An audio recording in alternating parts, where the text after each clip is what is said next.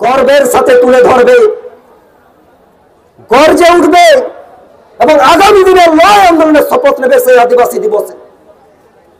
সাথে সাথে আমরা দেখব এই আদিবাসী দিবসকে সামনে রেখে কিছু আদিবাসী প্রেমের হোলসেল ডিলার, কিছু আদিবাসী প্রেমের হোলসেল ডিলার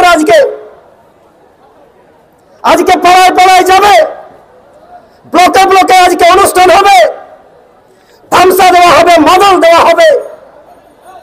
আর এই সময়কালের মধ্যে দাঁড়িয়ে আদিবাসীদের যে বুনিয়াদী হকের কথা, সাংবিধানিক দাবির কথা, গণতান্ত্রিক দাবির কথা, সেগুলো ওই নাচের তালে, ওই ধামসা মাদলের তালে সব চাপা পড়ে যাবে না।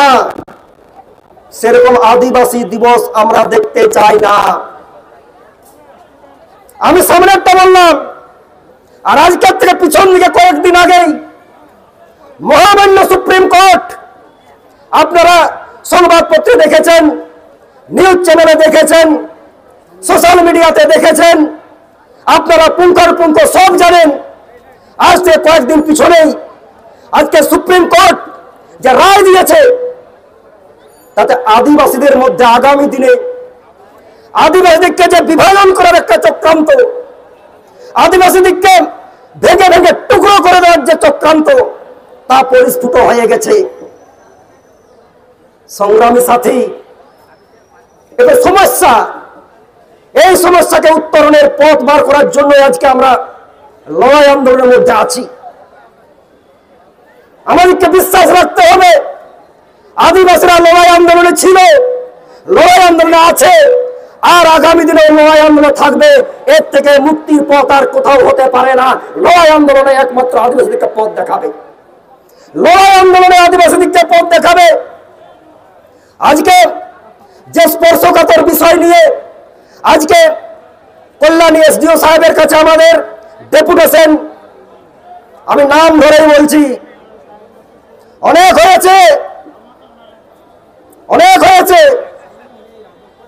আজকে সত্যি কথা বলতে গেলে আজকে হুমকি দেওয়া হচ্ছে।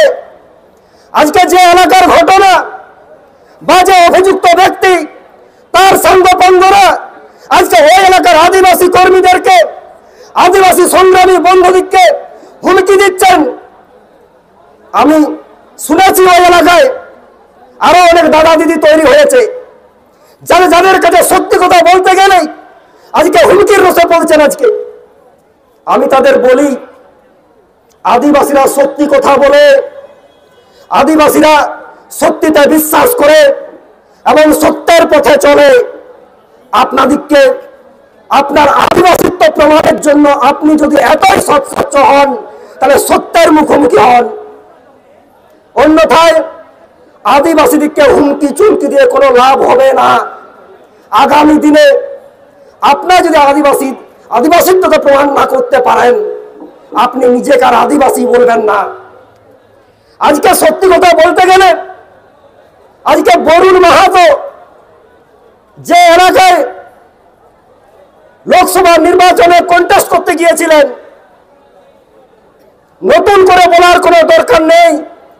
আপনার গায়ে যদি আদিবাসী রক্ত থাকে, কাদের মদতে সেদিন আপনি নমিনেশন ফাইল করেছিলেন, আমিও লোকসভার পাশের লোকসভার লোক, আমরা খুব ভালো করে জানি।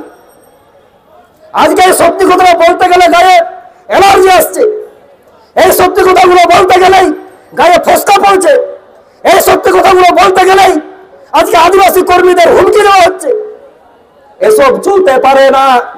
আগামী দিনে এই ইস্যুকে সামনে রেখে আরো দুর্বার আন্দোলন ইউফাইয়ের পক্ষ থেকে নেওয়া হোক, এই আমি নেতৃত্বের কাছে আবেদন রাখবো। সাথে সাথে আমি আমার বক্তব্য মোটেও দীর্ঘায়িত করব না।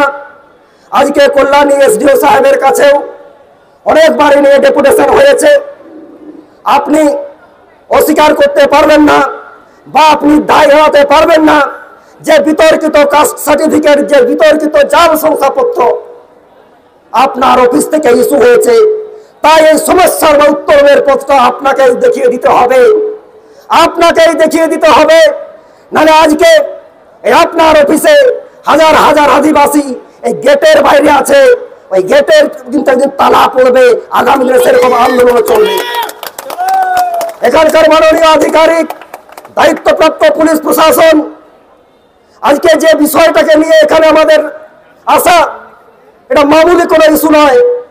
আদিবাসিত্বের প্রমাণের একটা, আদিবাসিত্ব, তুমি আদিবাসী না আদিবাসী নও, এত বড় একটা গুরুত্বপূর্ণ ইস্যুকে নিয়ে আমরা এখানে ডেপুটেশন দিতে এসেছি।